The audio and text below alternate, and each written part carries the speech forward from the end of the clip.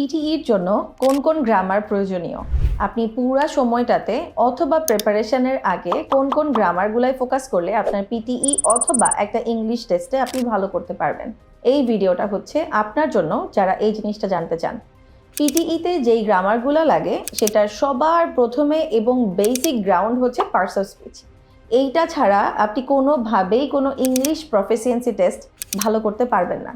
Parts of স্পিচকে আমরা যতটা সহজ মনে করি, ব্যাপারটা কিন্তু ততটাও ইজি না। পার্টস অফ স্পিচে কিছু জিনিস আছে যেগুলো হচ্ছে আপনাকে অনেক বিশদও পড়তে হবে। কি কি? সেখানে হচ্ছে নাউন, অ্যাডজেক্টিভ, অ্যাডভার্ব, ভার্বের বিভিন্ন ফর্মগুলা, কনজাংশন, প্রেপোজিশন, এই জিনিসগুলা। প্রোনাউন তো আপনারা সবাই মোটামুটি কম বেশি জানি, তো সেটা হয়তো বা আমরা কিছুটা অ্যাভয়েড করলাম।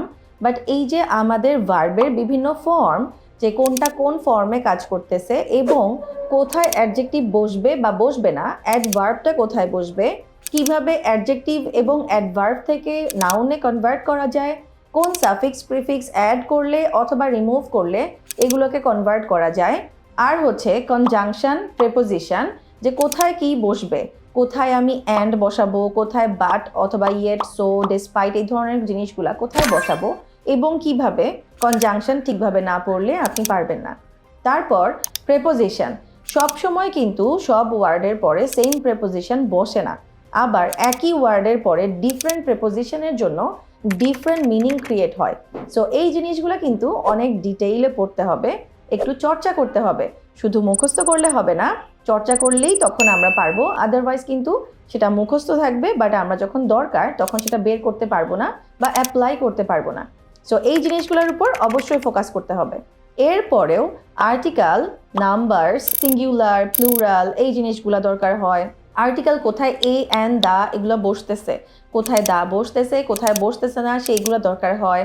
সেন্টেন্স স্ট্রাকচার দরকার হয়, ক্লজ দরকার হয়। সেন্টেন্স স্ট্রাকচারের মধ্যে কোনটা simple sentence, compound, complex sentence, কিভাবে আমি চেঞ্জ করতে পারি, সিম্পল সেন্টেন্স থেকে কিভাবে কমপ্লেক্স অ্যান্ড কম্পাউন্ডে আনা যেতে পারে, কিভাবে আমার একটা লেখা সুন্দর করা যেতে পারে, ছোট ছোট সেন্টেন্স না লিখে কিভাবে আমি সেন্টেন্সগুলোকে জয়েন করলে মিনিংফুল ভালো হয়, মিনিংগুলো একটু সুন্দর শোনা যায়, সেই জিনিসগুলো আমাকে শিখতে হবে।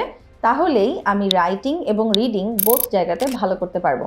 আদারওয়াইজ এটা কিন্তু খুবই ডিফিকাল্ট হবে। এটা শুধুমাত্র মুখস্থ করলেই হবে না, চর্চা করতে হবে।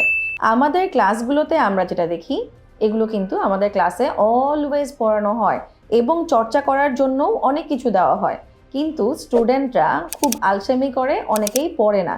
যারা পড়ে তারা কিন্তু খুবই ভালো করছে। সো এটা আপনার মাথায় রাখতে হবে। পিটিই এমন কোনো ম্যাজিক না যে আপনি আইএলস পাচ্ছেন না, পিটিই দিলেই আপনি ভালো করবেন, এমন কিছুই না। এখানে হয়তো বা আইএলসের থেকে একটু কম পড়তে হবে, বাট একেবারেই পড়তে হবে না, এটা কিন্তু কখনোই না। সো সেইভাবেই প্লিজ একটু প্র্যাকটিস করেন এবং বুঝার চেষ্টা করেন কোনটা কতটুকু আপনাকে পড়তে হবে, আপনি কোথায় দুর্বল।